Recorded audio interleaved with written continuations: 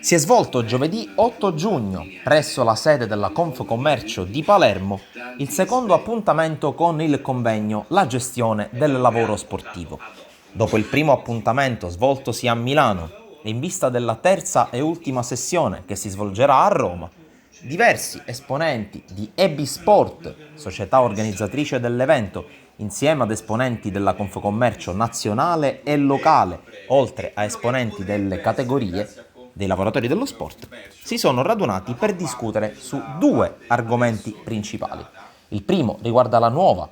riforma dello sport che sta per essere approvata in Consiglio dei Ministri. Il secondo punto è quello relativo al contratto collettivo nazionale dello sport, che verrà ridiscusso ancora una volta dopo le novità portate nel 2015. A trattare tutti questi argomenti sono stati in primis gli esponenti di EBI Sport, con il presidente Luca Stevanato a fare da padrone di casa, affiancato dal consigliere Walter Vieri.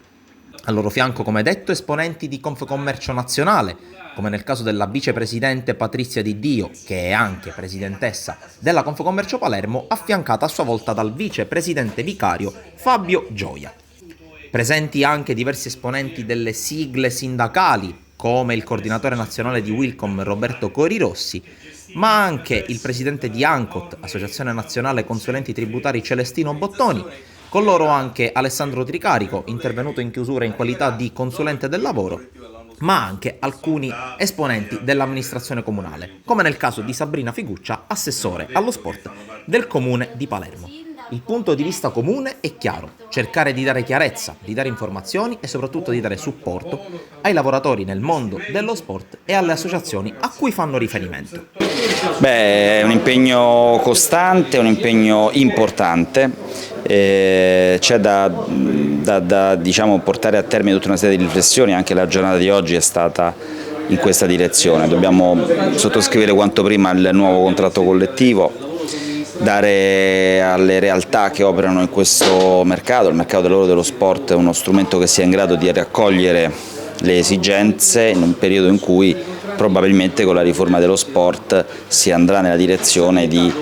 incentivare un rapporto di lavoro subordinato. Quindi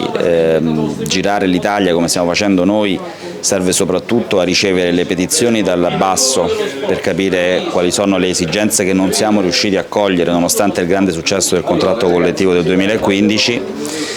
e prepararci quanto prima ad uno strumento che sia in grado di soddisfare queste esigenze. Sì, diciamo che EBI Sport, proprio essendo un ente bilaterale che comunque rappresenta sia la parte datoriale che la parte sindacale, costituisce un osservatorio importante sul mondo del lavoro ed è proprio l'ente che si prefigge di dare i giusti suggerimenti sia alle aziende sia ai lavoratori e riporta le istanze di tutte e due le parti al mondo politico degli enti per fare sì che poi queste società possano avere la giusta rappresentanza. Riteniamo che sia un appuntamento importante anche il prossimo appuntamento a luglio al Salone del CONI, che avremo sicuramente una riforma più puntuale, sia importante anche portare le giuste istanze emerse oggi durante il convegno. Intanto si tratta di un'evoluzione epocale e quindi che riguarda le imprese, riguarda i lavoratori autonomi e in quanto tale un'associazione di categoria che si rispetti deve dare informazione, perché dall'informazione passa la consapevolezza e dalla consapevolezza le scelte da una parte e dall'altra. Oggi quindi questa è la Casa delle Imprese, facciamo intanto il servizio dell'informazione e poi cerchiamo anche di traghettare questo percorso che sicuramente non sarà senza traumi, dal momento che